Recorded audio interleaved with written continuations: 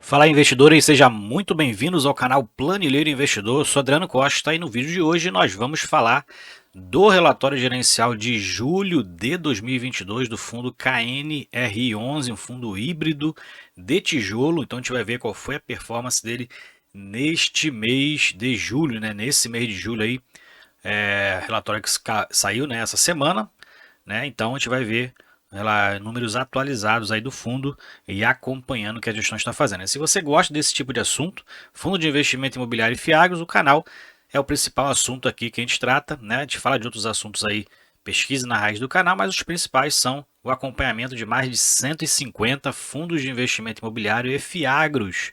Então se inscreva aí no canal, ative o sininho de notificações, deixe o seu like que ajuda bastante a gente a disseminar essas informações pelo YouTube e também esse relatório gerencial vai estar na descrição do vídeo para você baixar, fazer uma leitura mais detalhada e coloque aí nos comentários se você é cotista do KNRI11 ou se está estudando KNRI11, né? E qual o outro fundo híbrido que você tem na carteira além do KNRI11 ou outro fundo híbrido que você tem aí que você queira que a gente fale aqui no canal, se a gente já não falar dele, né? Então, também está o nosso link do Telegram, tá na descrição do vídeo também para você se inscrever em curta distância. Vamos lá então.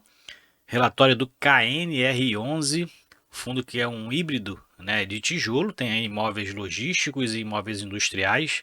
Então aí tem prédios corporativos e galpões logísticos no Rio de Janeiro, São Paulo e Minas Gerais. Então tem nesses três estados aí os principais estados né, em questões de populacional, né, os grandes centros financeiros do país.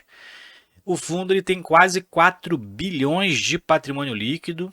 Ele está descontado no mercado, inclusive, né? A cota patrimonial dele está em 159,79 no fechamento de julho, que foi 29/7. Estava cotado a R$ 136,60, né? Inclusive, quando a gente pega hoje, vamos aqui ver rapidinho no Status Invest o gráfico desses últimos 30 dias.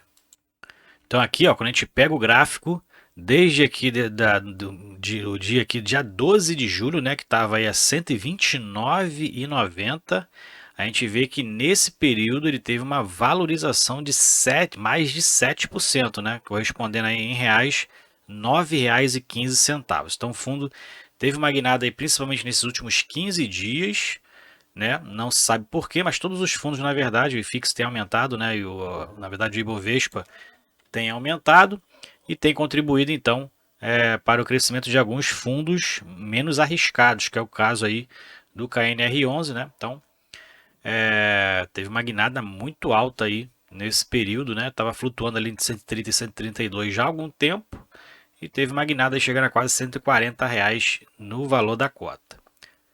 Bom, continuando aqui no relatório, então, inclusive ele fala sobre a redução, um pouquinho de redução aí na vacância, né, do fundo. É um fundo grande, então teve 2 locações nesse período e abaixou aí um pouquinho aqui a vacância, agora para R$ 1,74%, e no mês anterior estava 1,84%, e reduziu também um pouquinho da vacância financeira do fundo.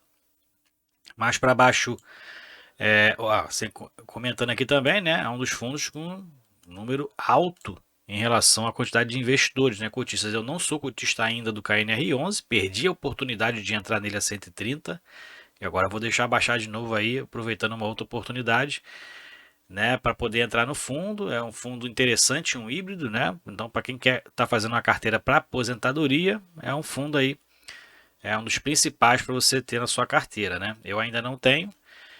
Mas é um fundo que tem 237 mil cotistas. Então, se você é um desses cotistas e ainda não é inscrito no canal, se inscreve aí que todos os meses, religiosamente, a gente faz o acompanhamento do KNRI11 aqui no canal. Um dos primeiros relatórios que sai, né? Depois do anúncio dos proventos, principalmente daqueles fundos que anuncia no último dia útil do mês. Então, continuando aqui, falando aqui sobre os comentários do gestor, o que aconteceu, né? Dentro desse período aqui, teve 2 locações então, a locação da loja localizada no térreo do edifício Bela Paulista para Calunga, então grande lojista aí, né, com relação a materiais de escritório, materiais escolares, né, então Calunga aí bem conhecido, e também o edifício Joaquim Floriano teve ali a locação de um conjunto para essa empresa aqui, OP Health, acho que é assim, Realty. E a primeira fala aqui que é uma plataforma de ativos de infraestrutura e prestação de serviços não clínicos do setor de saúde do Brasil. Então teve essas duas locações aí que fizeram essas reduções aqui acontecerem, né? E com as locações acima ele comenta exatamente o que a gente falou sobre os percentuais de vacância comentados acima. Que fala também sobre o comunicado de rendimentos, né? O fundo anuncia sempre rendimentos no último dia útil do mês de referência e o rendimento distribuído, ó, anunciado, que vai ser pago no dia 12 de agosto, será de 91 centavos por cota. Então é um incremento de 40% em relação ao distribuído lá desde janeiro de 2021. Então o fundo crescendo seus rendimentos, né? Inclusive crescendo mais do que a inflação nesse período, né? Então é importante o fundo também acompanhar a inflação no mínimo, né? Com relação à distribuição dos proventos. A gente sabe que os fundos de tijolo demoram mais um pouquinho com relação que tem os prazos contratuais para você fazer os reajustes, né? Então o fundo nesse período incrementou os seus rendimentos em 40%. Nesse quadro aqui embaixo a gente verifica a rentabilidade, né, quem participou das emissões do fundo, né, foram 7 emissões desde a primeira do IPO, né. Quem entrou lá no início já triplicou o capital, né, 206% de rentabilidade. E quem participou da 7ª emissão de cotas, né, um ano e meio mais ou menos, está ainda negativo aqui em 3,84%, porque teve uma queda, né, em relação ao valor que teve, né, a participação, quem participou a um prêmio, um valor de emissão de R$ 156,68, e nesse relatório está ali cotado a um pouco mais de R$ 136. Então, tem a variação da cota e tem a renda distribuída, que no período foi de quase 9%, mas a cota foi desvalorizada, né? Nesse período aí está com uma desvalorização de mais de 12%. Aqui algumas informações do fundo. Então ele distribuiu, vai pagar, né? Já anunciou o provento de 91 centavos referente a julho. Taxa de administração e gestão 1,25%. O fundo tem desde agosto de 2010. Então o fundo que está fazendo agora nesse mês, daqui a alguns dias, né? Faz aí 12 anos de mercado, não tem taxa de performance. O gestor é a Quineia e o administrador é a Intrag. Então é um fundo bem maduro no mercado, né? E a liquidez dele também é boa, né? Já foi melhor, né? Mas está boa ainda, 3 milhões de volume médio de negociação diário, né? Então, fundo que teve então um volume médio de negociado de R$ 805,05 por negócio, né? A carteira hoje do fundo é um fundo bem diversificado também, um dos mais diversificados tanto em propriedades quanto em inquilinos. Então a gente vai ver isso aqui agora na carteira imobiliária. São 21 propriedades, né? 12 edifícios comerciais, 9 centros logísticos. A maioria está em São Paulo, 68%, e aqui tem no Rio de Janeiro e em Minas Gerais. Dentro da tipologia dos contratos, tem aqui os logísticos, né? Com 57% da receita do fundo, e os escritórios aí correspondem a 42% da receita. No tipo de contratos, são 58 atípicos, né? Que normalmente são os contratos logísticos, né? Não é a sua totalidade, claro.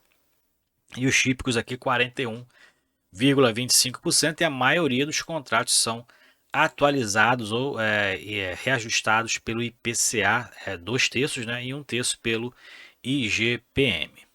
Cronograma de vencimento dos contratos também interessante, 77% vence a partir de 2026, então aí tem mínimo 4 anos de contrato pela frente aí na maioria dos contratos, né?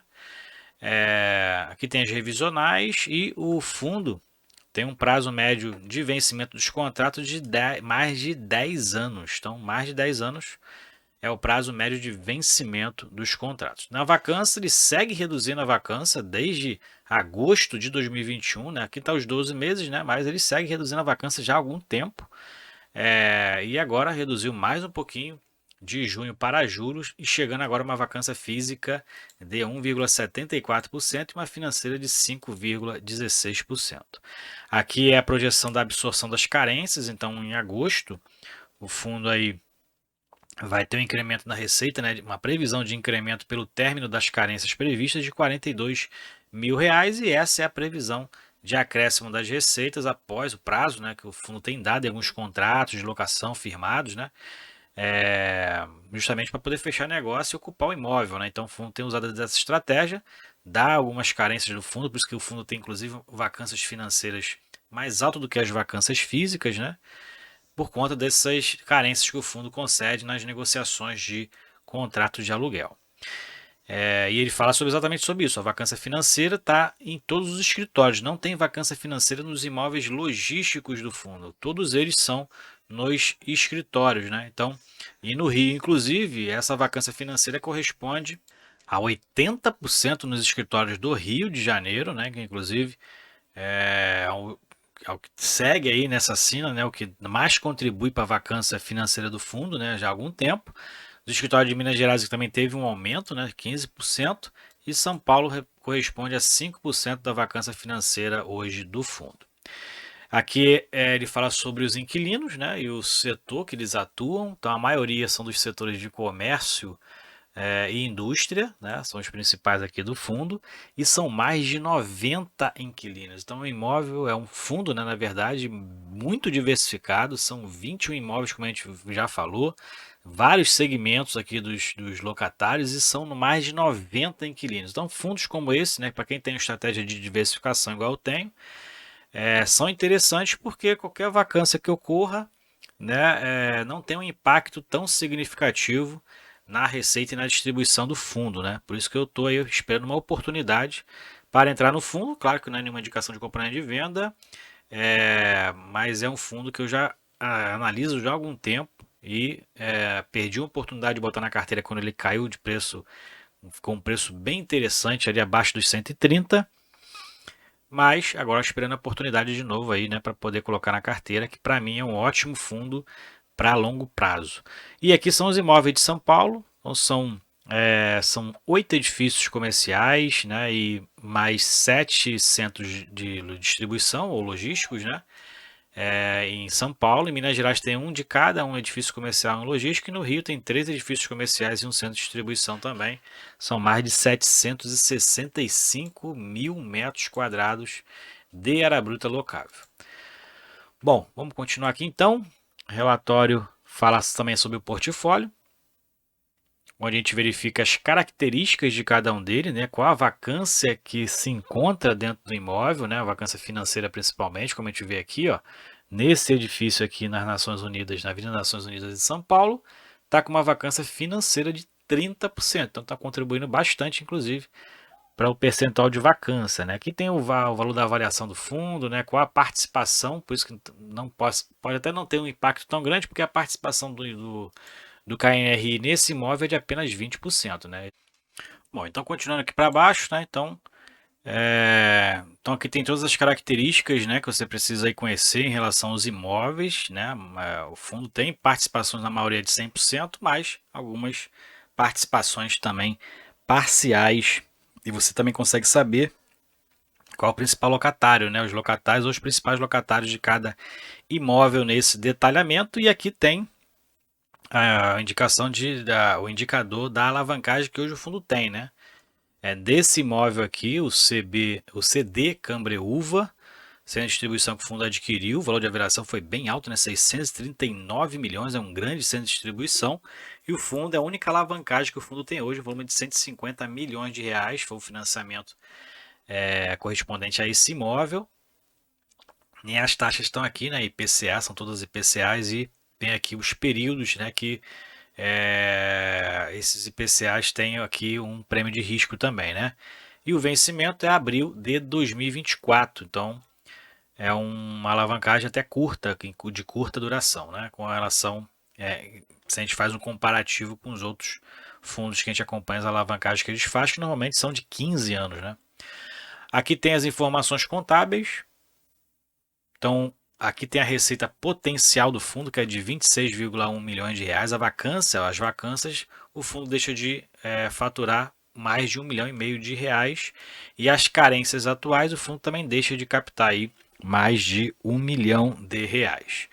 E as receitas recebidas foi de 23 milhões e meio de reais, né? Na verdade, isso aqui são as receitas recorrentes, as não recorrentes foi de 546, que somou 24 milhões de reais recebidos aí, faturados nesse mês de julho, tá? Aqui são os recursos disponíveis para distribuição, então a gente verifica as receitas de aluguéis, né, os aluguéis antecipados, as receitas financeiras do fundo, as despesas, né, aqui as despesas do fundo, e o resultado mensal de 21 milhões de reais, resultado de caixa do fundo, né, a reserva aí que o fundo utilizou de 927 mil e distribuiu 91 centavos por cota. Dentro da composição do rendimento semestral, tem aqui, né, a participação de cada um deles, né, então a maioria aqui é a receita de aluguel, que atualmente corresponde a R$ 1 por cota, somente as receitas de aluguel, né? Correspondência aí é a receita pura, né? E o fluxo de caixa do fundo. Então ele iniciou julho com 88,6 milhões de reais, teve os recebimentos dos aluguéis durante o mês, né? As receitas financeiras, né? Então a compra de ativos do fundo, então as despesas, né? Normalmente das obrigações que o fundo tem na aquisição dos imóveis, benfeitorias, taxa de administração, despesas condominiais, os rendimentos distribuídos também está aqui, e o saldo final em 29 de julho estava em 80 milhões de reais, né? Um pouco mais de 80 milhões e meio de reais. Tá? Essa distribuição aqui, é claro, né, foi os proventos pagos referentes a junho, que são pagos em julho. Esse anunciado nesse relatório são os proventos de julho, que são pagos em agosto, né? Então, esse fluxo aqui foi o que foi pago no mês de julho dos proventos correspondentes a junho.